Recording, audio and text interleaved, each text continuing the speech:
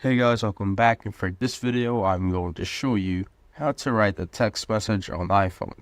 So first, what you want to do is just open up your messages app. So on default it is right here at the bottom on the app menu right here besides the camera, but if yours is not there, just go to your app library just by swiping to the rightmost side of the home page.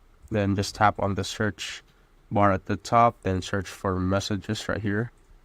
As you can see, it's now open, and just tap on any contact or person that you want to send a message to. So I'll just simply tap on this. So let's say I want to say hello. As you can see, you need to have a sufficient load to do this, or if someone has iMessage on their phone, you can send a message to them for free by Wi-Fi.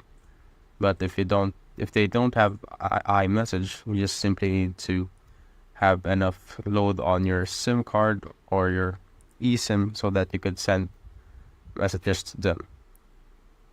And once you're done and you have load, you just simply need to try again to send your message. And that's basically it, guys. If you have found this video helpful, simply leave a like below or subscribe because it helps reach more people. See you on the next one.